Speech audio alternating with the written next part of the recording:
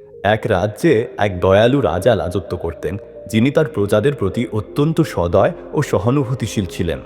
তার কাছে এক পুরনো বন্ধু ছিল, যার নাম ছিল সোমনাথ। সোমনাথ খুব গরিব ছিলেন এবং অনেক বছর ধরে বেকার জীবনযাপন করছিলেন।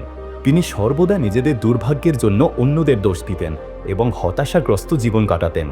রাজা সোমনাথকে সাহায্য করার জন্য সবসময় প্রস্তুত ছিলেন, কিন্তু সোমনাথ তার অবস্থার পরিবর্তন করতে কখনোই চেষ্টা করেননি।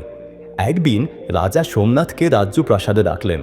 বন্ধু, রাজা বললেন, আজ সূর্যাস্তের আগে তুমি আমার রাজকোষ থেকে যতটুকু সোনার রত্ন নিতে পারো সব তোমার হবে। সোমনাথ আনন্দে ব্রজসা উঠলেন এবং রাজাকে ধন্যবাদ জানালেন।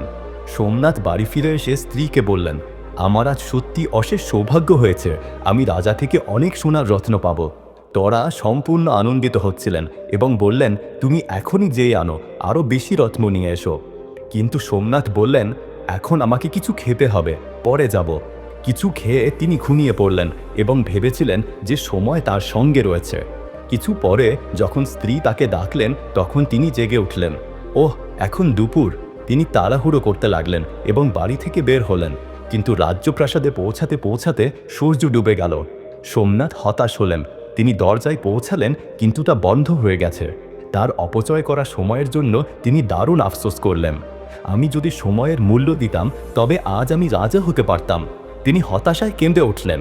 সে রাতে সোমনাথ রাজা এবং তার স্ত্রীর কাছে ফিরে গেলেন। তিনি বললেন, আমি বুঝতে পারলাম যে সময়ের মূল্য কী। সময় সঠিকভাবে ব্যবহার না করলে জীবনে মহান সুযোগ হারানো যায়। রাজা হাসলেন এবং বললেন, ঠিক বলেছ বন্ধু, আমরা সবাই সময়ের মূল্য বুঝতে পারি। সোমনাথ তখনই সিদ্ধান্ত নিলেন যে তিনি আর দেরি করবেন না। তিনি তার জীবন পরিবর্তন করার জন্য কঠোর পরিশ্রম শুরু করলেন এবং ধীরে ধীরে তিনি আবার স্বনির্ভর হলেন।